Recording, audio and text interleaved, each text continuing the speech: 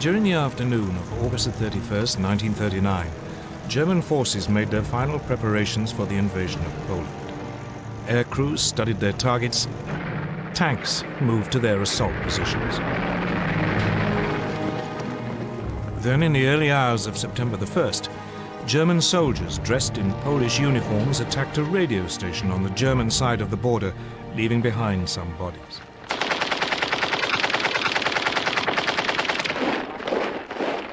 This was the aggression which Hitler later used to justify his attack.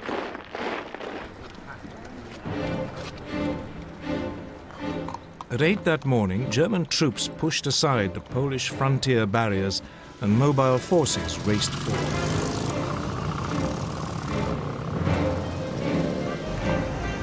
Two days later, on September the 3rd, Britain and France declared war, honoring their promise to stand by Poland.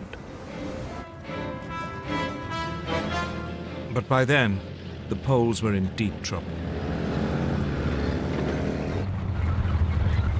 They were not only outnumbered, but facing a new form of warfare for which they were ill-prepared. Blitzkrieg.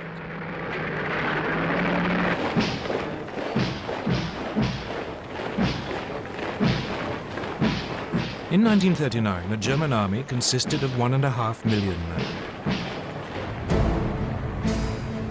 Its elite were the panzers, tanks, 6 armored divisions and 4 light divisions intended for reconnaissance, a total of 2,400 tanks.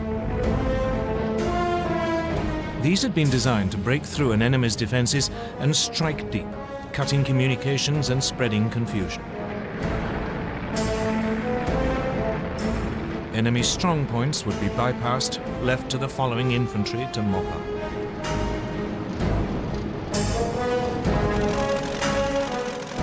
The new German Air Force, the Luftwaffe, was also designed for blitzkrieg. It had 2,500 aircraft lined up against the Poles. The most notorious was the Junkers Ju-87 Stuka dive bomber. It was a form of flying artillery, making pinpoint attacks in support of the fast-moving ground forces. The Poles could muster just 600 planes. On the ground, it was just as bad. Poland's army was just 500,000 strong. It had only 880 tanks. It even had 11 brigades of cavalry, lances and horses against armor. But it wasn't just numbers that gave the Germans their advantage. They used their panzers in a radically new way, as separate, hard-striking units. The Polish tanks were dispersed to support their infantry. The Poles' task had been made even more difficult by the German takeover of Czechoslovakia. The west of the country, including the capital Warsaw, was now surrounded on 3 sides by German-controlled territory. This geographical advantage was essential to Germany's grand plan. The task of the first thrust of the tanks was to create an initial breakthrough. But actually winning the war depended on deep pincer movements designed to surround and crush the enemy. These would come from Army Group North under General Fedor von Bock. He would launch 2 thrusts from northeast Germany and East Prussia. Army Group South under General Gerd von Rundstedt would launch 2 more from Silesia and Slovakia. The aim would be for the pincers to meet near Warsaw and Brest-Litovsk.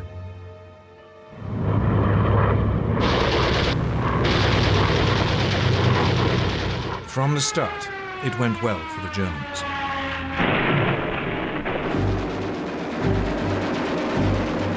The Polish Air Force was effectively eliminated within the first 2 days.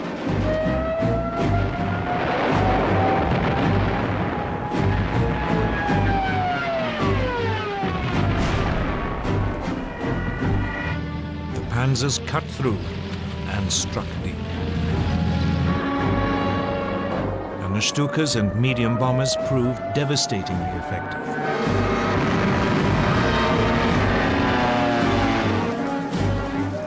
The Poles were sliced apart, pinned into pockets which yielded vast numbers of prisoners.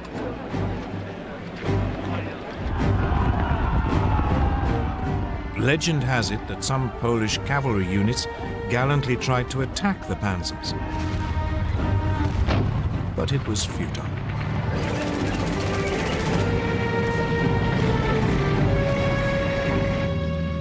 They were just brushed aside. By September the 8th, the inner pincers had met up. German troops were advancing on the outskirts of Warsaw. On September the 17th, the outer pincers met at Brest-Litovsk.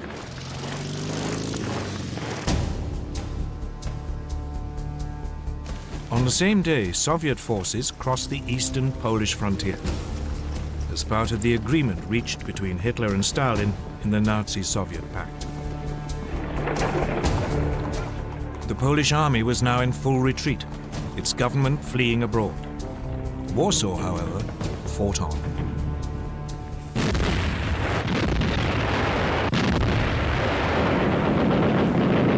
Its defenders rejected a German offer to surrender, so the full fury of the German war machine was turned on it.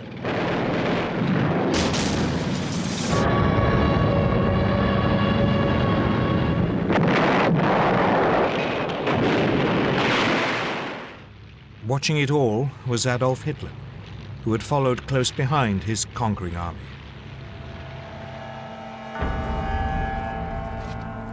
On September the 27th, Warsaw surrendered.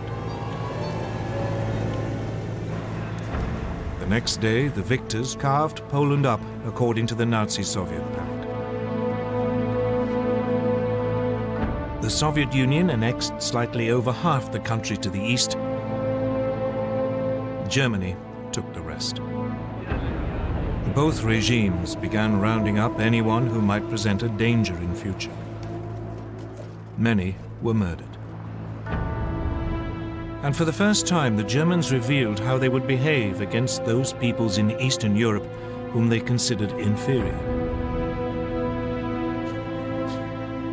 They sent in the Einsatzgruppen, special SS squads, to round up Jews.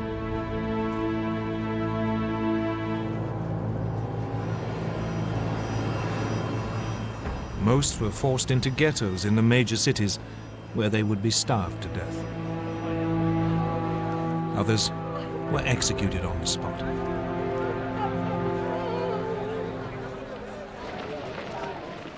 This was not, however, the end of the Polish army. More than 50,000 troops escaped and eventually reached France. There, a provisional government had been formed by General Władysław Sikorski. The Poles would fight on bravely from abroad.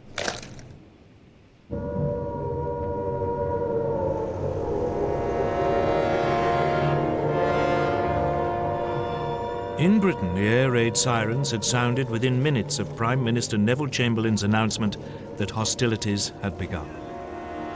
In fact, despite their politicians' guarantees of Polish sovereignty, Britain and France had done very little to help Poland. As Hitler had gambled, they had no idea what to do once they had actually declared war. Both countries had begun mobilization. Air raid precautions were speeded up. Anti-aircraft guns were placed in major cities. Shelters were erected.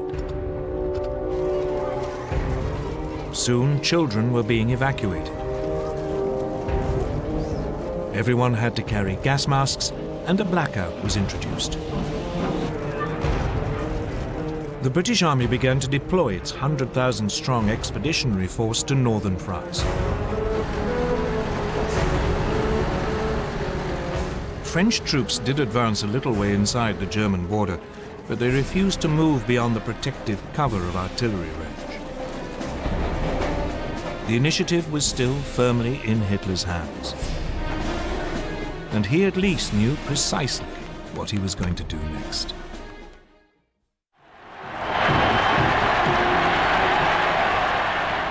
The Blitzkrieg against Poland had been a stunning success for Adolf Hitler. He had subdued an entire country in less than 4 weeks, and he was hungry for more. So he ordered his generals to plan to attack the British and French in November 1939, less than 2 months after the fall of Poland. His general staff was appalled. The bulk of the German army was still out east and had to be moved west. And there had been some serious losses in the Polish campaign. Lessons had to be learned. Polish anti-tank guns had destroyed a division's worth of the lightly armored panzers. A quarter of the aircraft used had been lost. The panzers were too light and unreliable, and they had frequently outrun both their supply columns and the marching infantry. Reluctantly, after furious arguments, Hitler agreed to wait until the following spring.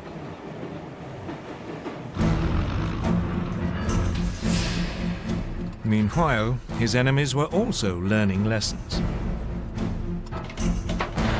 Britain had thought that bombers would be a key weapon in the coming conflict. But when on September the 4th, Britain's Royal Air Force made a daylight raid on German shipping, 7 of the 30 bombers were shot down.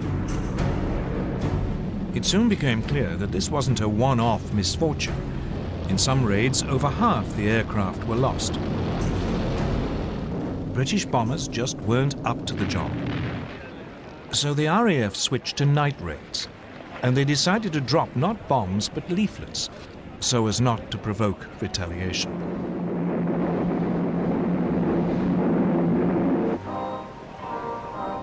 So, with the Blitzkrieg stalled and the air war quiet, the focus now went to the one remaining arena, the sea. Germany's navy was still in the middle of an ambitious building program that wasn't due to finish until 1948. The commander of its submarine arm, Admiral Karl Dönitz, planned to cut Britain's supply routes across the Atlantic. For this, he wanted 300 ocean-going submarines, but he had just 38. Nevertheless, Dönitz ensured that all available U-boats were at sea on September the 3rd, the first day of the war against Britain. That evening, believing it to be an armed merchant cruiser, U-30 sank the liner Athenia without any warning.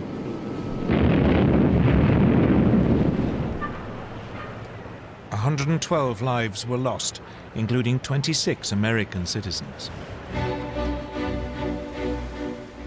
The Royal Navy dwarfed its German counterpart. It had 12 battleships. Germany had none. It had 5 aircraft carriers. Germany, again, had none. So after the Athenia, Britain declared a total blockade of German ports. But for all its size, the Royal Navy had too few escort vessels. Many merchant ships had to sail alone. And by the end of 1939, more than 100 had been sunk. It quickly became apparent that the British had woefully underestimated the submarine threat. On September the 17th, U-29 sank the British aircraft carrier Courageous.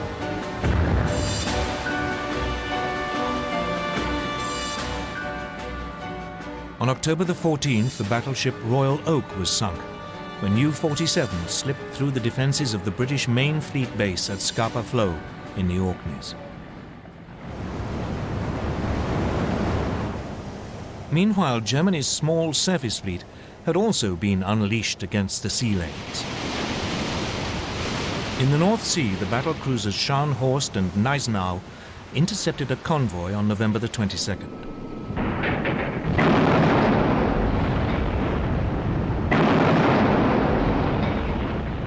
They sank its escort, the armed merchant cruiser Rawalpindi. But it was the pocket battleship Graf Spee which caused the greatest problems. Designed specifically for commerce raiding, its 11-inch guns could overwhelm any ship fast enough to overtake it, and it had the speed to escape from any battleship. The Graf Spee had slipped away from Germany before hostilities began. Soon it was cutting loose in the South Atlantic and Indian Oceans. Finally, 3 British cruisers, Exeter, Ajax and Achilles, intercepted it off the River Plate on the east coast of South America. The British ships damaged the pocket battleship so badly that it had to take refuge in the neutral Uruguayan port of Montevideo. The Germans were then fooled into thinking that a more powerful British force had arrived. When the Graf Spee was commanded to leave port, her captain scuttled her rather than risk annihilation.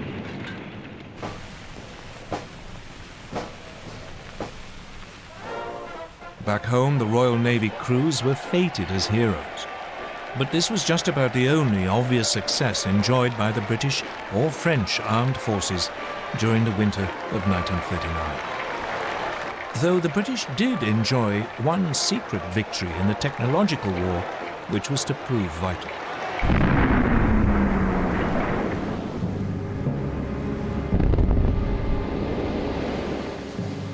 As soon as the war began, Britain began to lose large numbers of ships to German mines. What was so mysterious was that the ships didn't seem to have actually struck them. The mines had simply exploded as the ships passed nearby. Then, on the night of November the 22nd, 1939, a German plane was spotted dropping a mine at low tide in the Thames estuary. Disarmed and rescued from the mud, the mine was found to be set off by the magnetic signature of a ship passing close by. The solution was to reduce a ship's magnetic signature by hanging a copper cable round the hull and then passing an electric current through it, a process called degaussing. Once degaussing was applied to all ships, the danger from the magnetic mine was massively reduced. But otherwise, as 1940 began, the war was quiet. The two sides did little during the winter except to patrol, train, and try to keep warm, for it was a particularly cold one. An American journalist called it the phony war. For the Germans, it was the Sitzkrieg.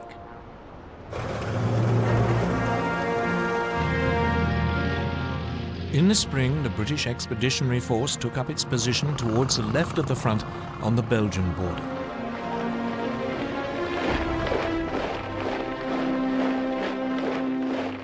But it was dwarfed by its French ally. France had some 100 divisions along the Belgian and German frontiers or in reserve nearby.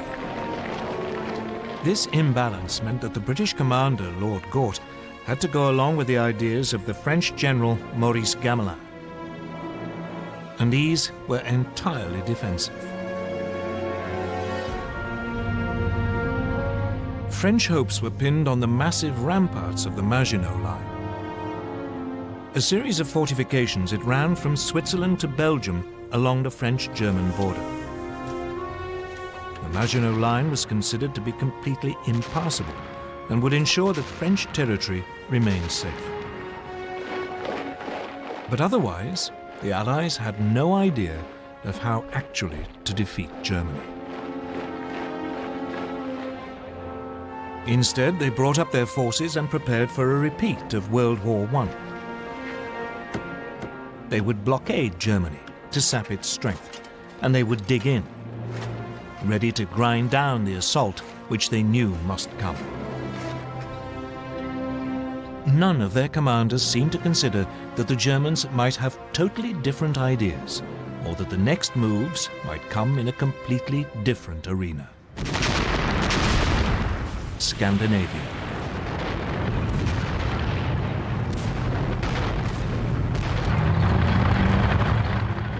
On November the 30th, 1939, a new theatre of war was opened up.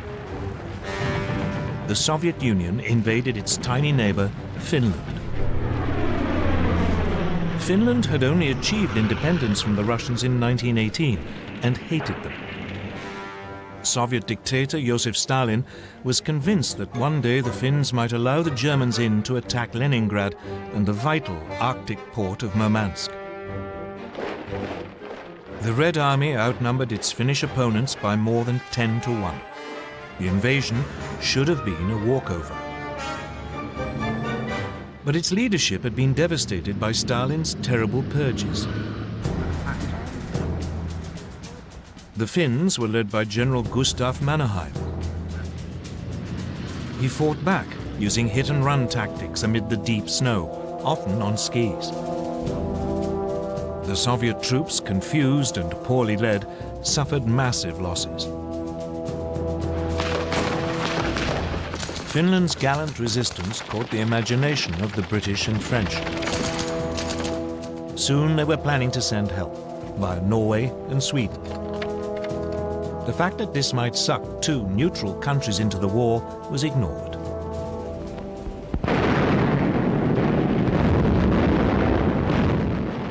But a renewed Soviet offensive at the beginning of February broke the Finnish defensive line. In early March, the Finns had to cede territory to Stalin. By now, Hitler too had become interested in Scandinavia.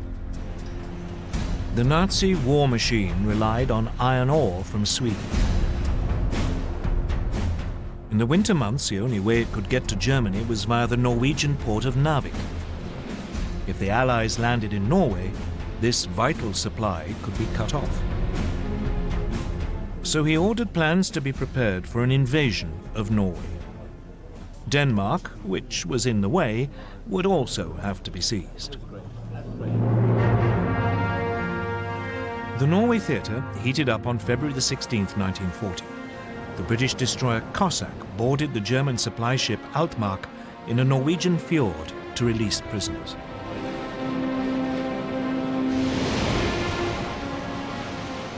Then, on April the 9th, German troops began landing at 5 ports: Oslo, Kristiansand, Bergen, Trondheim, and Narvik. At the same time, men of their newly formed German parachute division seized Stavanger and Oslo airfields.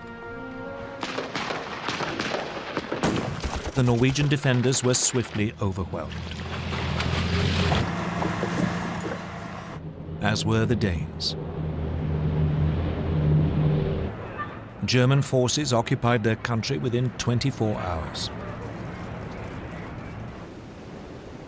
In Norway, the Germans moved swiftly to link up their beachheads and seize all the major towns. In the air, the Luftwaffe had total control. The Allies now responded.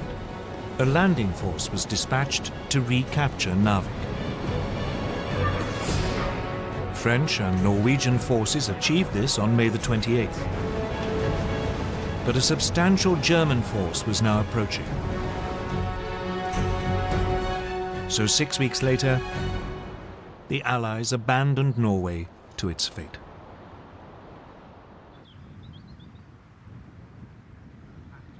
Hitler had spent most of that winter and spring at his country retreat, the Berghof in southern Bavaria.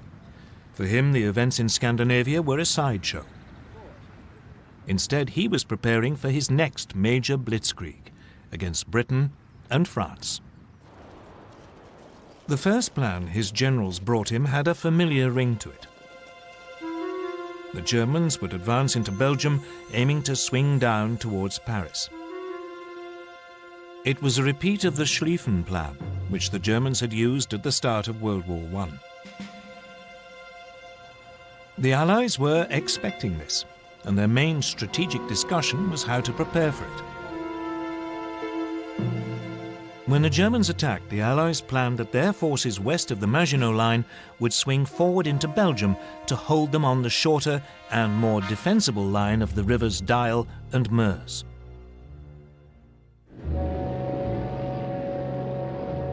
Then, on January the 10th, 1940, a German liaison aircraft lost its way and crashed in Belgium. A copy of the German plan was found. This convinced the Allies that their Dyle plan must be right, and they deployed their troops accordingly. Unfortunately, the same event made the Germans alter their ideas entirely. Chief planner General Erich von Manstein had always thought the original plan unimaginative. He was worried that the German forces would become bogged down, as in World War I, and that his country would lose a long, drawn-out war. So he proposed to Hitler that the main thrust should be made at the point where the Maginot Line ended, and where the Allies were most vulnerable as their Western armies moved forward. Virtually all Germany's panzers would be gathered opposite the Ardennes in southeast Belgium. The Allies considered this hilly and wooded area almost impassable for tanks. It was, therefore, lightly defended. The plan was to drive deep behind the Allied armies, which would have advanced into Belgium. They could then cut them off, and all the forces sitting in the Maginot Line would be bypassed. It was a high-risk strategy. The German armor could become stuck in the forest, but Hitler loved it. So the German forces were redeployed without the Allies knowing. The Allies, meanwhile, prepared for their long defensive war. In addition to the formidable barrier of the Maginot Line, they had a slight advantage both in manpower, some 110 divisions available against 95 German, and in armor, about 3,000 vehicles against 2,700. The French also had the better tanks. Their 32-ton Char Bay had both 75 and 47mm guns. Its disadvantage was that the main gun was mounted in the hull, and so was difficult to aim.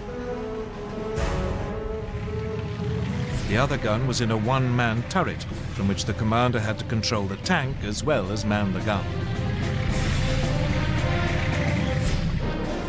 In contrast, the newest German design, the 17-ton Panzer Mark IV, had a 75mm gun in a spacious three-man turret, so its crew could work as a team, though only about 100 were available. The other main French tanks also had guns which matched those of their German counterparts, but again the French had the one-man turret. The one area where the Germans had a clear advantage was in the air. The Luftwaffe had 2,000 bombers, the Allies just 800. The Luftwaffe had 4,000 fighters, including the ultra-modern Messerschmitt Bf 109. They faced just 2,500, mainly older aircraft. The Royal Air Force did have about 800 excellent Spitfire and Hurricane fighters, but it was keen to keep them for home defense. But the main difference between the two armies was in philosophy. Everything the Germans did was focused on the possibilities of blitzkrieg. All their armor was grouped in 10 independent panzer divisions. But the French were preparing for a repeat of the static fighting of World War I. They saw tanks as infantry support and distributed them piecemeal instead of concentrating them. They had noticed the success of Germany's panzers in Poland, so they were assembling 3 armored divisions. But by the start of hostilities, none was fully operational.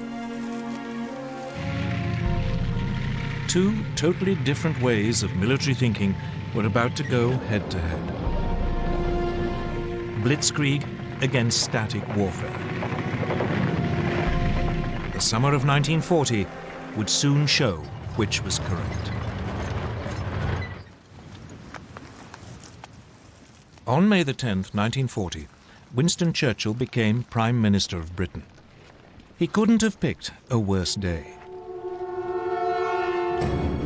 That was the day Hitler chose to launch his blitzkrieg against France and Britain. At dawn, a whole German airborne division parachuted into Holland to seize bridges and airfields. Simultaneously, the massive Belgian fortress of Eben-Emael was assaulted. Paratroop engineers were dropped on top by swooping German gliders. They swiftly silenced its guns. Meanwhile, the Luftwaffe attacked Dutch and Belgian air bases. Then the frontier barriers were pushed aside. And Hitler's Army Group B, under General Theodor von Bock, now drove into Holland and Belgium.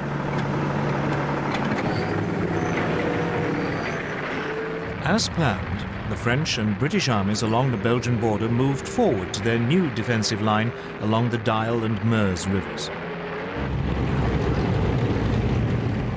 But none of the Allied commanders seemed to have noticed that German Army Group A, which had the bulk of the panzers, after brushing aside the Belgian frontier troops, had now begun driving through the hills and woods of the Ardennes to their south.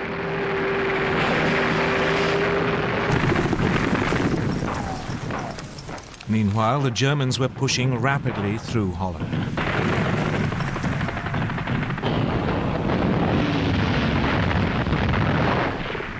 The obsolete Dutch army was no match for the highly tuned German war machine. And it was under continual heavy air attack by the Luftwaffe, which roamed the skies unchallenged. On May the 14th, the Germans demanded the surrender of the port of Rotterdam. A large force of bombers took off as the Dutch hesitated. While they were airborne, the Dutch agreed to surrender the city, but apparently a recall message never reached the bombers.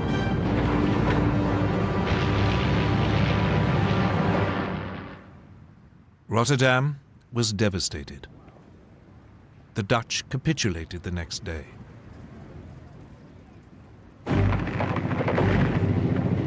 Then came the hammer blow. The thing that British and French planners had thought impossible had happened. German panzers were through the Ardennes and had reached the Meuse by the evening of May the 12th.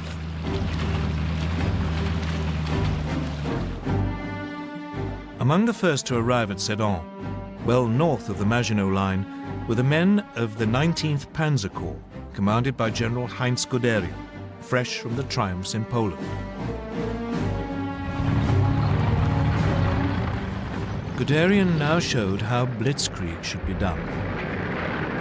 He ignored the troops in the Maginot Line, and he didn't wait for his own infantry to catch up. He pushed straight on. The next day, assault troops crossed the River Meuse.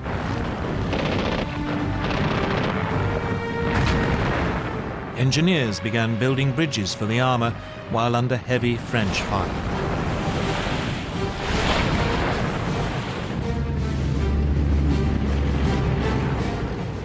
On the 14th, the panzers began crossing.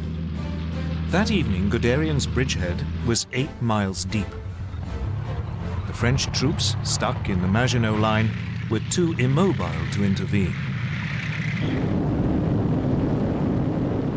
Allied bombers made despairing attempts to destroy the German bridges.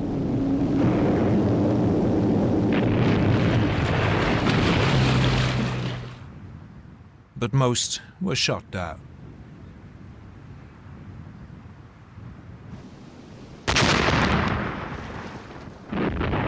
All the while, German artillery pounded the French defenses while the Stukas screamed in.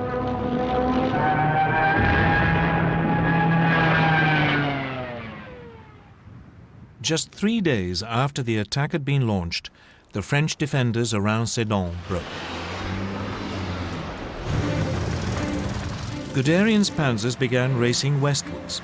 By nightfall, they had advanced more than 40 miles behind a northern group of Allied armies. These had been holding firm on the Dial line, but now the French Supreme Commander, General Gamelin, realized that they were about to be encircled. He ordered them to fall back. This sudden decision to withdraw bewildered the Allied troops, who had no idea what was going on behind them. As they fell back, they were hindered by a growing flood of refugees clogging the roads. That day, the French Prime Minister Paul Reynaud phoned Churchill. He said, "We are beaten. We have lost the battle." But for all the brilliance of the Blitzkrieg, the Germans were vulnerable. As the panzers raced westwards, they created an ever longer corridor just a few miles wide. The Allies realized that this was open to counterattack. The bulk of the German army was still totally dependent on horsepower or its own feet for transport, so the gap between the rampaging panzers and the follow-up infantry grew with every hour. On May the 17th, Colonel Charles de Gaulle, commander of one of the newly formed French armored divisions, made the first of 2 attempts to cut through the German line near Crécy. But the cumbersome French command system meant that units were sent into battle piecemeal, not in a coordinated thrust.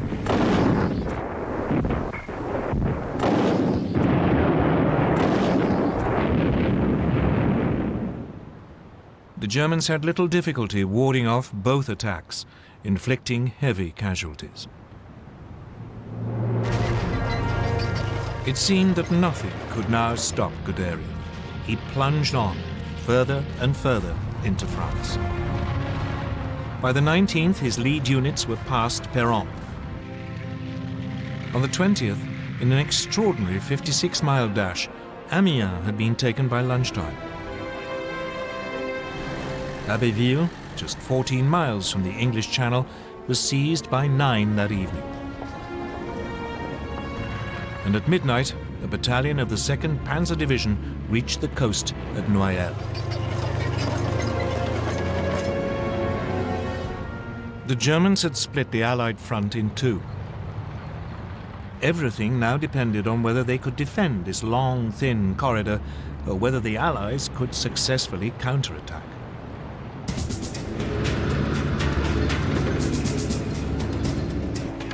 So now the British got ready to break the German lines.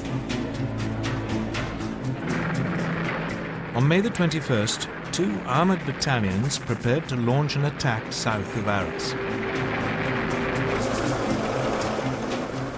The British tanks were even more unsuited to fast-moving armored warfare than the French. Their most effective machine, the Matilda II, had been designed for infantry support. Though well-armored, it was slow and undergunned.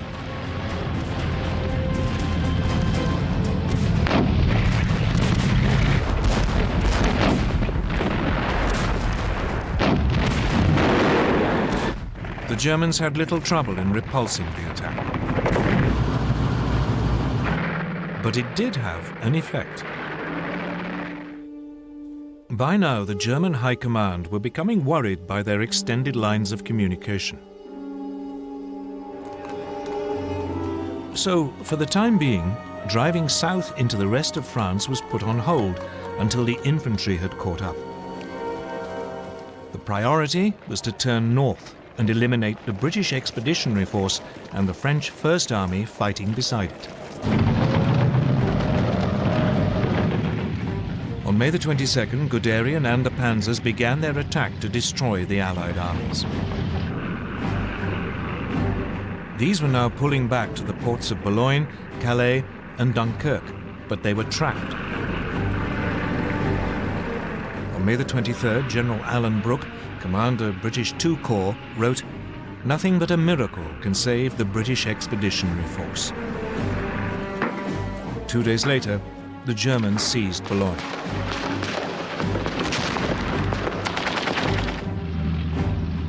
was beginning to look as if even a miracle would be too late. May the 25th, 1940. The situation of the British Expeditionary Force and the French First Army was desperate. The port of Boulogne had been overrun. German troops had isolated Calais. The British were being forced back to the port of Dunkirk. Lord Gort, the British commander, advised his government that the only hope of saving even a fraction of his troops was to organize an evacuation by sea. But as the dive bombers screamed down and the panzers were poised for the final assault, evacuation seemed a forlorn hope. The British anticipated that Dunkirk would be overrun within a day. But unknown to the British, Hitler and the German High Command had made a decision which was to save them from total annihilation. The Germans were only too aware that their panzer crews were exhausted and their machines needed urgent repairs. Those attacks by de Gaulle and the British may have failed, but they have shown very clearly how vulnerable the German lines of communication were. This was the great weakness of Blitzkrieg. So the High Command made a fateful decision. It decided to stop the panzers' advance to save them from further damage and wait for the infantry to come up. Only then would the Allied pocket around Dunkirk be eliminated.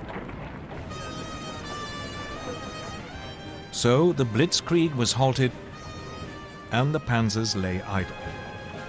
They would not advance for 2 days, just enough to buy the British in particular a little time to prepare. As the tanks waited, the only major action was in Calais. There the British and French garrison refused to surrender. Instead, they had to be overrun in 3 days of bloody hand-to-hand fighting.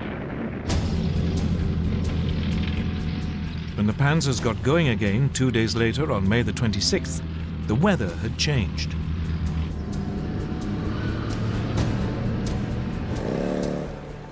The Germans became bogged down in the heavy rain, again giving the Allies more time. So it was that at 7:57 p.m. on May the 26th, Vice Admiral Bertram Ramsay, flag officer commanding Dover, received a signal that he was to put Operation Dynamo into action. Operation Dynamo was a plan to withdraw the British Expeditionary Force by sea.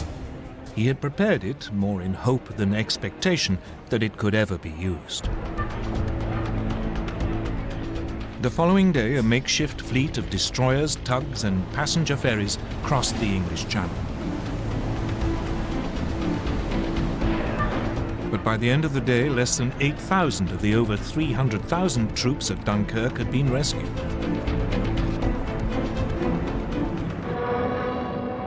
The port was under such heavy air attack that it could not be used. And the ships could not get in close enough to the beaches. So Ramsay now sent out a call for any boats of shallow draft that were over 30 feet long. Hundreds of cabin cruisers, fishing boats and barges were gathered from harbours all over southern England and sent across the Channel, often crewed by their civilian owners. The little ships worked on the beaches of Dunkirk, ferrying troops out to the larger boats waiting to take them to safety.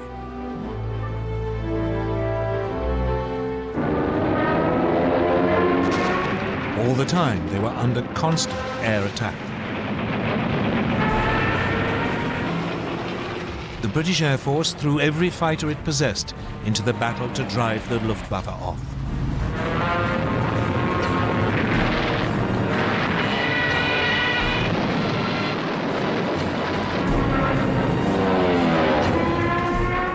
Even so, 7 French and 6 British destroyers were sunk, together with 24 smaller warships. A quarter of the 665 small boats never got home. But when the evacuation was halted on June the 4th, over 300,000 men, 41% of them French, had been rescued.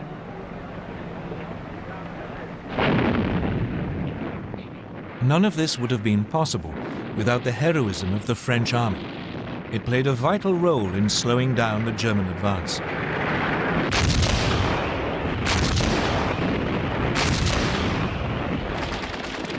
The French rearguard didn't leave its positions around Dunkirk until the last boats had pulled away from the beaches.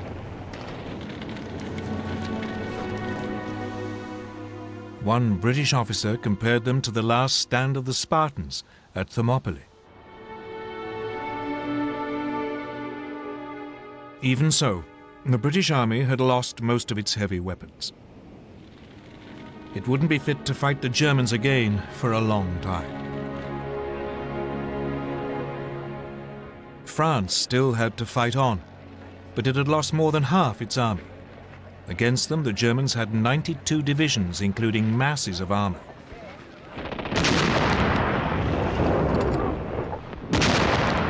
At 4 in the morning of June the 5th, a short bombardment began the final destruction of France.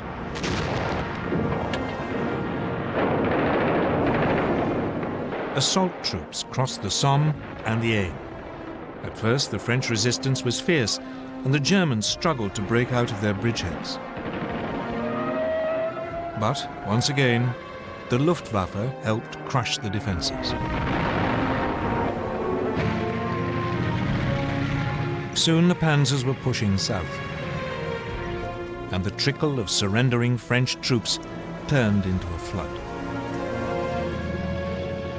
By the 9th, the panzers had reached the River Seine, and the infantry were only a few hours behind. Once across the river, the Germans fanned out into the interior of the country. On the 14th, the German army marched into Paris.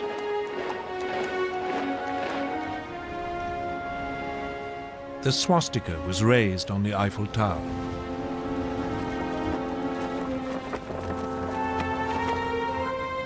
Hitler had secured the prize which had eluded the Kaiser in 1914. The Parisians could only watch in stunned horror. Throughout the period of the French collapse, Winston Churchill paid 5 visits to France, trying to bolster French resistance.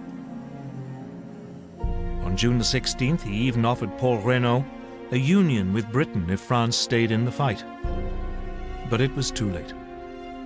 Reynaud's cabinet rejected the proposal, and the Prime Minister resigned that evening. He was succeeded by Marshal Philippe Pétain, who immediately asked the Germans for an armistice.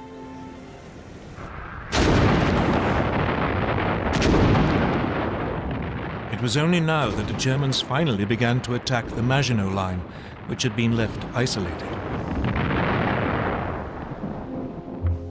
After a heavy artillery bombardment, the French defenders offered only token resistance before the German troops occupied the forts.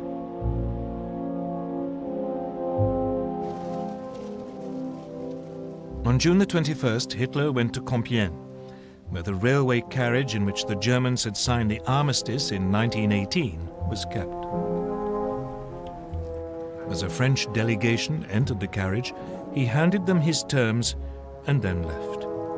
The French insisted on consulting their government, but the next day they were told that if they didn't sign immediately, the panzers would roll again. They signed, and the humiliation of France was complete.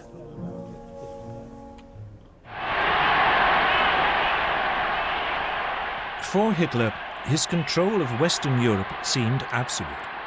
He felt sure that Britain must now seek peace, and that soon he could turn to the next stage of his master plan. But even though the Blitzkrieg had achieved so much so fast, it hadn't won him the war. The British, battered and wounded, had escaped to fight another day.